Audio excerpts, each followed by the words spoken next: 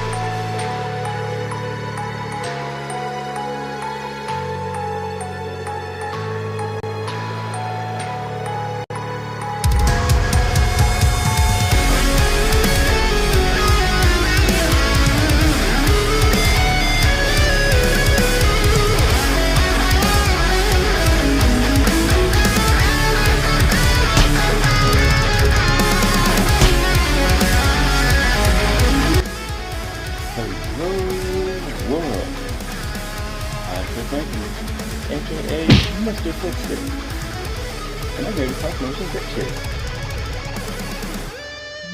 Mr. This is going to be a spoiler talk. And once again, I just want to reiterate, these aren't full reviews of the films. I do have full reviews on Letterboxd if you want to read those. And I do have videos for most of these films too. So last year I did a video with Josh Does Movies. And we talked about the best films of the year so far. That was in the summer. These are just my personal thoughts and feelings about these films. My number 5 pick for the best films of 2022 is Top Gun Maverick. I love this movie because the superbly satisfying sequel, despite me not being impressed by the previews or even wanting the sequel in the first place, and I'm glad I was talked into seeing this movie in theaters. I saw this multiple times in theaters. This is an exhilarating flight on the highway to the danger zone at Mach 10, and I thoroughly enjoyed every second of it. This is more than just a sequel. This is a spectacular, loving tribute to the Navy and aviation. As soon as that song started in the beginning and the jets were taking off, I got chills. And I knew I was in for a good time. Well, there's a few things that I have problems with as far as like the plot and the characters go. It's not necessarily a perfect film. These minor discrepancies can be forgiven because the film is so much fun. It's fast, it's action-packed, it's intense. The characters are likable for the most part. Everything that has to do with Maverick makes sense, like the fact that he's still a captain and that he never rose in the ranks. I think that's hilarious, and it's so true to the character. I didn't even feel the runtime, even though it's over 2 hours long. This is the sequel that I never asked for and I never knew I wanted until I got it. I really appreciate the Val Kilmer cameo too. That was a nice touch, and I'm glad he was able to do it. When I saw this opening night, my theater was packed. Everybody laughed, they made audible gasps, they cheered, they even gave this film a standing ovation. And that's something I don't see too often these days. And being able to see this on the big screen in a crowded cinema, I think it really added to the experience too. My official grade for Top Gun Maverick is large popcorn.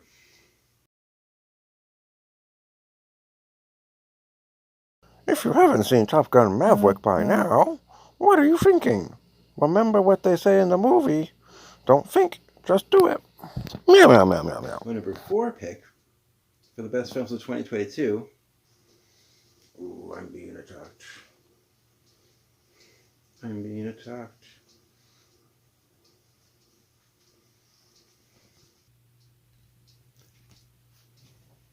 My number 4 pick is a tiny little obscure film that no one's ever heard of before and nobody went out to go see. And it's about this peculiar race of blue people that have a certain way with water, so to speak. That's right. I'm talking about Black Panther 2. Wakanda Forever. Gotcha. I haven't even seen Avatar 2, and I'm in no rush to. I mean, wow, what a movie. I laughed. I cried. I was blown away. Everything from the special effects, to the intense character development, to the story was spectacular. This was everything I was hoping for in the Black Panther sequel, and so much more. I can't overstate how much I love this movie. It's got a much different tone than the other MCU films, yet still fits nicely within the continuity of what's already been established so far. Plus, it has plenty of comic book references too.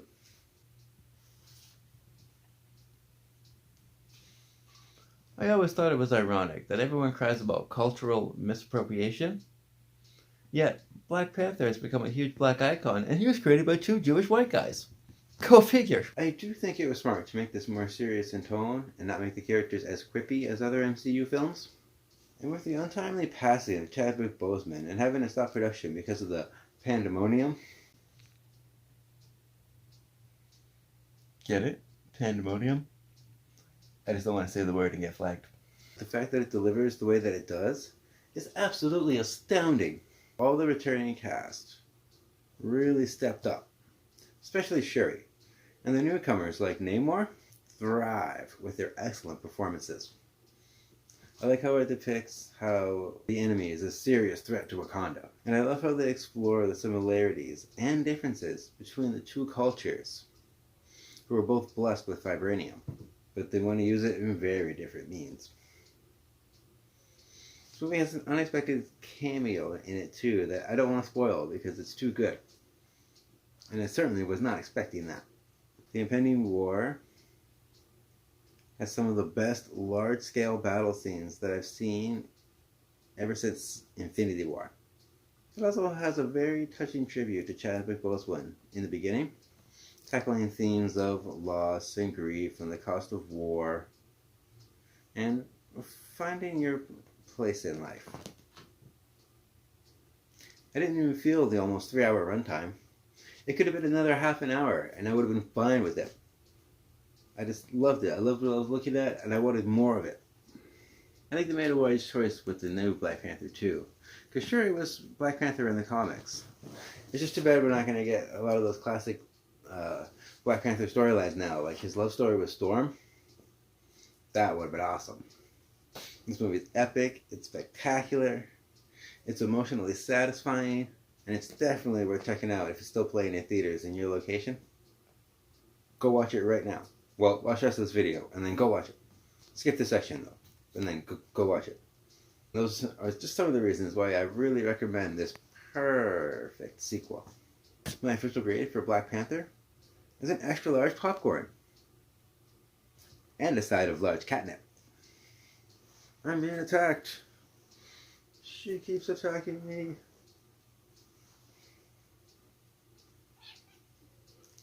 Ah.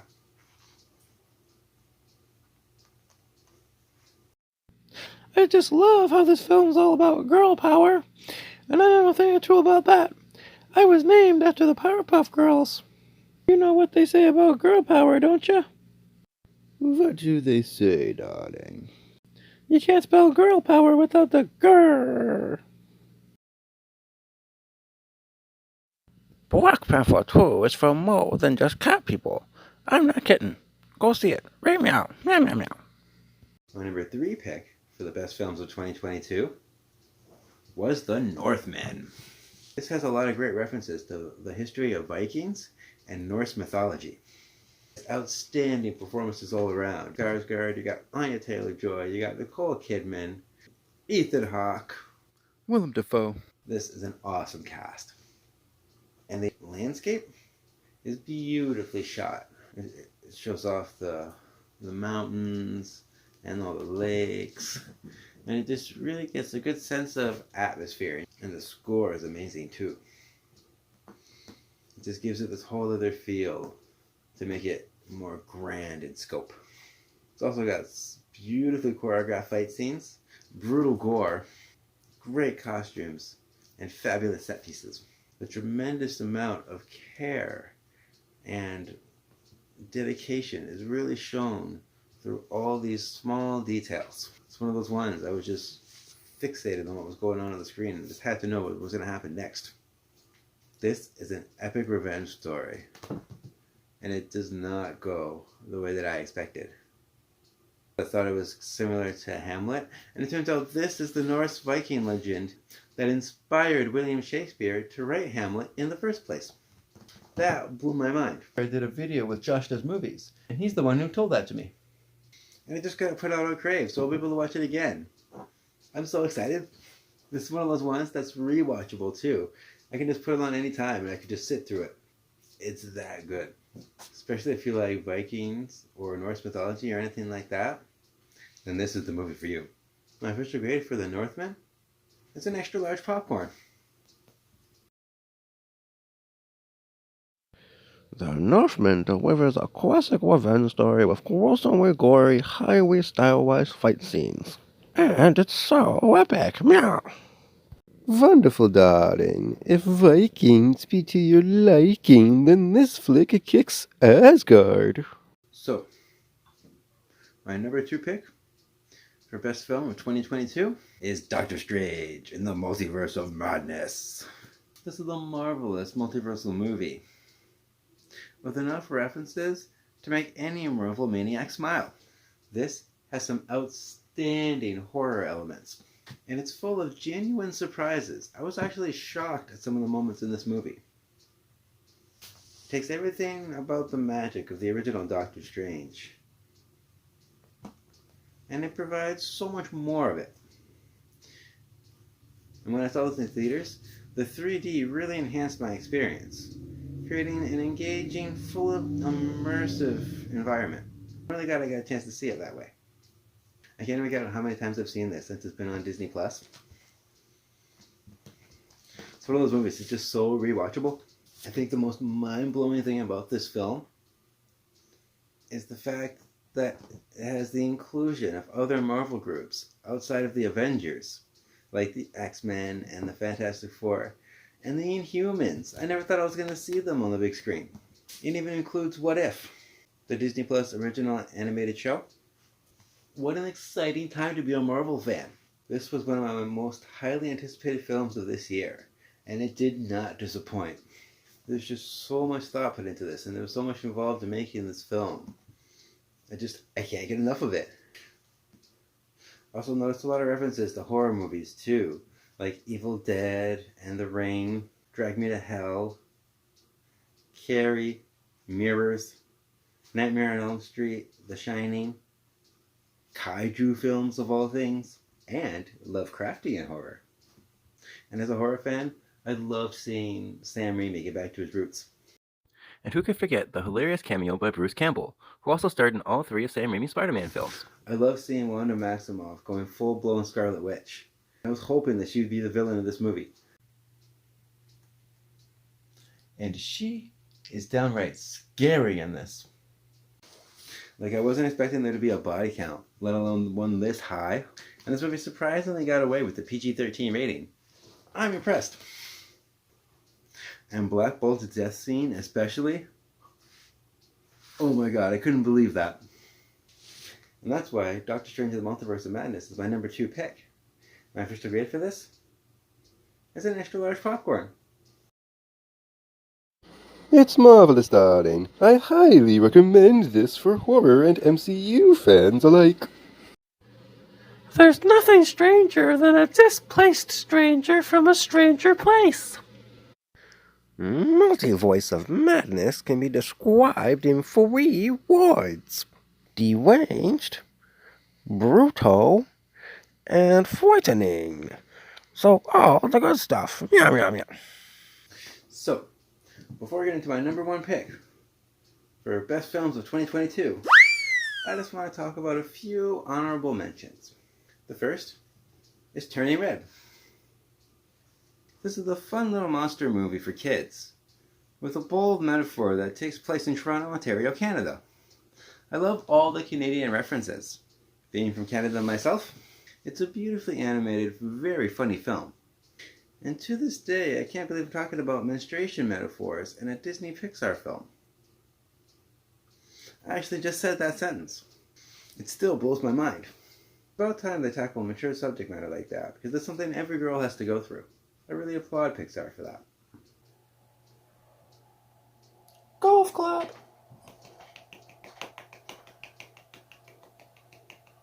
It's just such a highly entertaining, rewatchable, enjoyable experience. It's reminiscent of Teen Wolf meets Inside Out. It's a monster movie for kids. It's about a girl with an affliction that she didn't ask for, which makes her a tragic character in the same essence as some of the Universal monsters. The next film I want to mention real quick is Sonic the Hedgehog 2.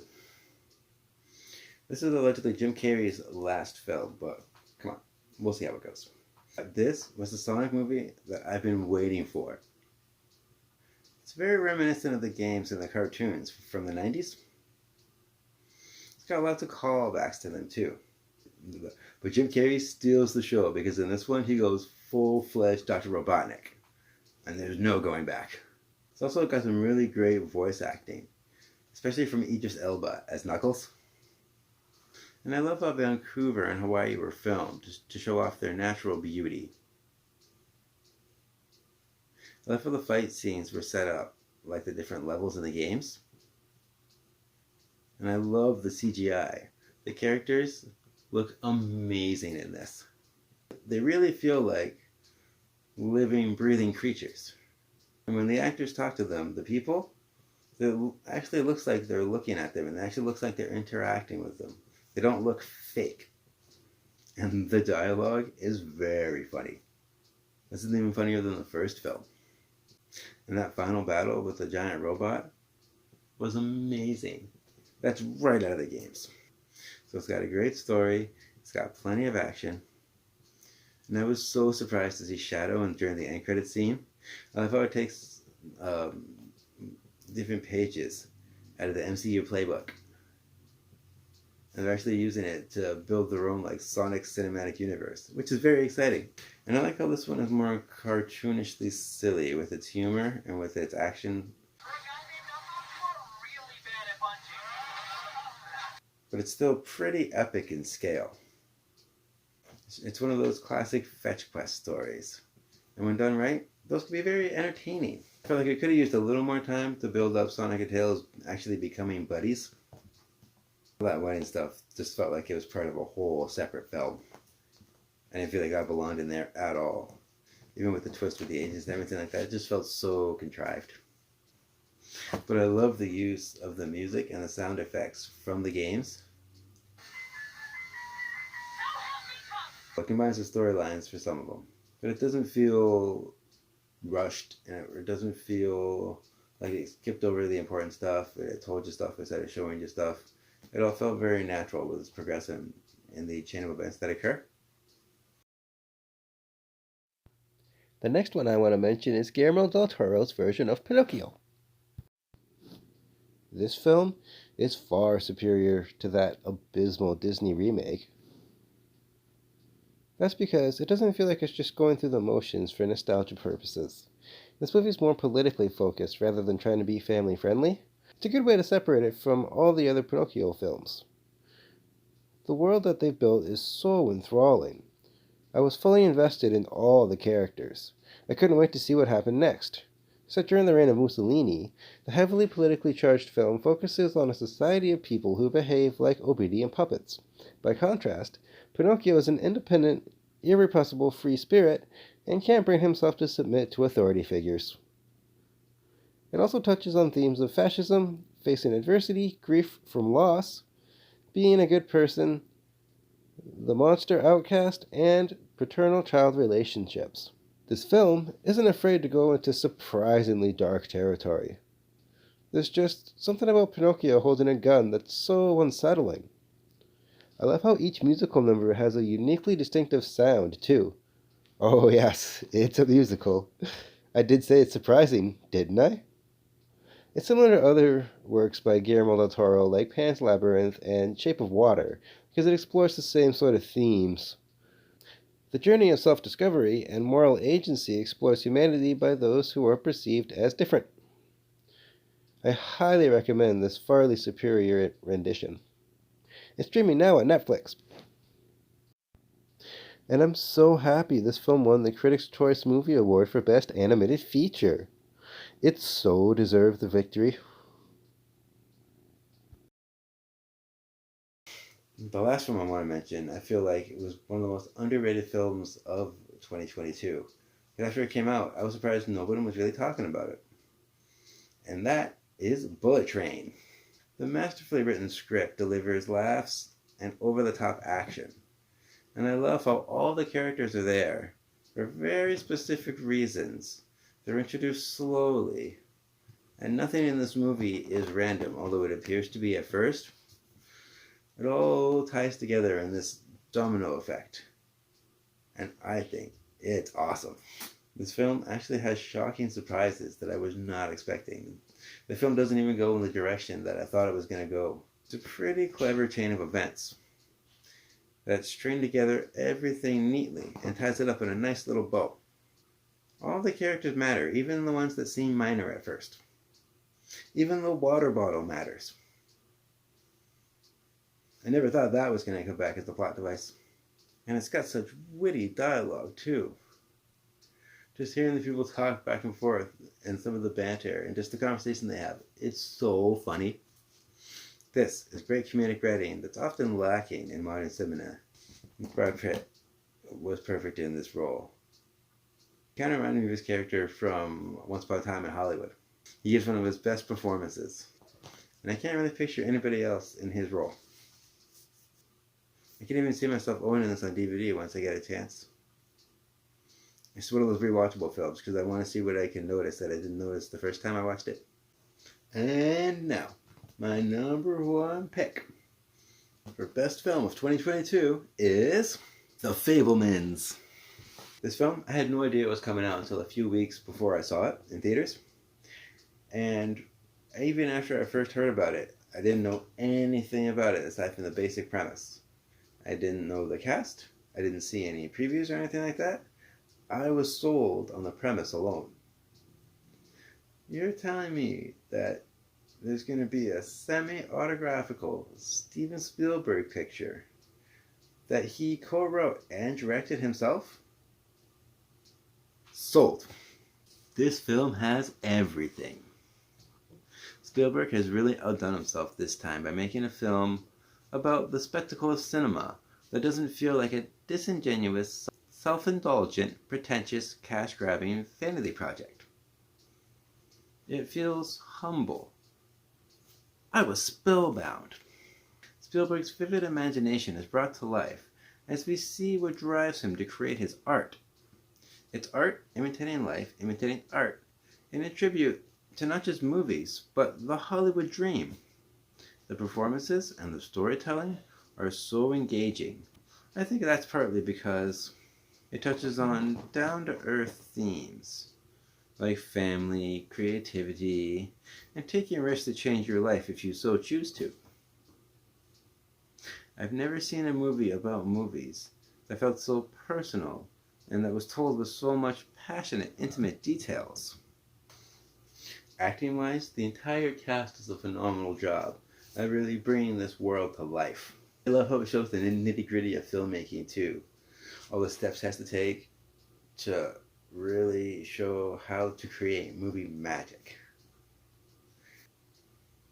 I love this movie and I can't wait to get it on Blu-ray so I can see all the special features and see Steven Spielberg's own thought process, like his own words coming from him about why he wanted to make this film. Because this is clearly a passion project. It feels more like a loving tribute to Hollywood dreams and the art of filmmaking.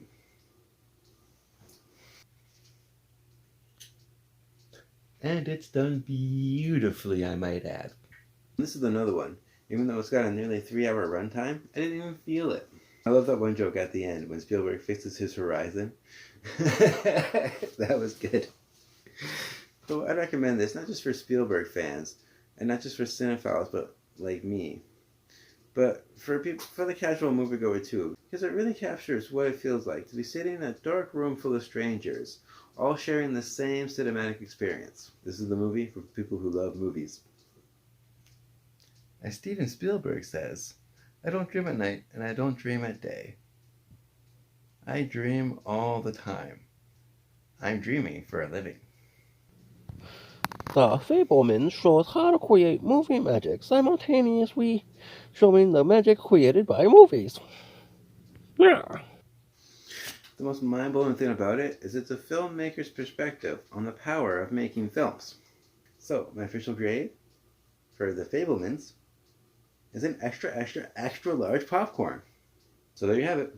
My top 5 favorite films of 2022. Do you agree with my list? Let's talk about it in the comments.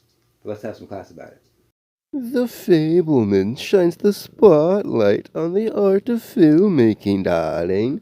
It's not just about the man behind the camera. The Fablemans is such a compelling cinematic achievement, but my daddy's spiel is only the tip of the iceberg. Mrs. Whiskers, were you just clever on purpose? You bet. Hey, does this mean I could be a Black Panther too? Why, surely you can. Did you really mean to say Shirley? No. Oh, never mind. It's okay to disagree. We're not all going to like the same things. So, until next time, have a great day. This is Noah, film critic extraordinaire. Yeah. Signing off. Thank you for liking and subscribing. Oh, what's that? Did you know that I'm a film critic for HorrorBuzz.com? You can read my reviews on their website, and I make frequent appearances on their YouTube channel, HorrorBuzz Live, so I'll leave links below for that too. You should check it out when you get a chance.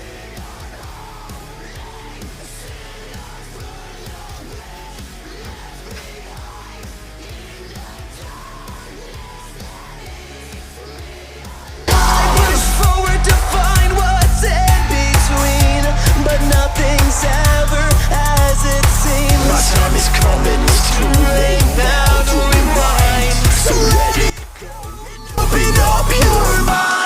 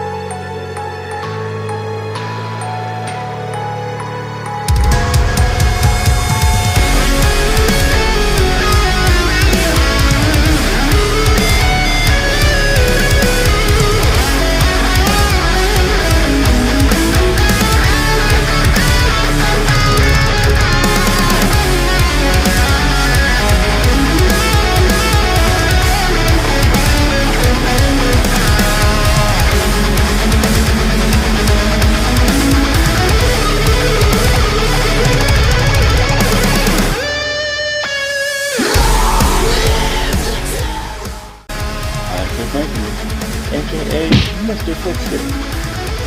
And I'm here to talk motion pictures. Mr.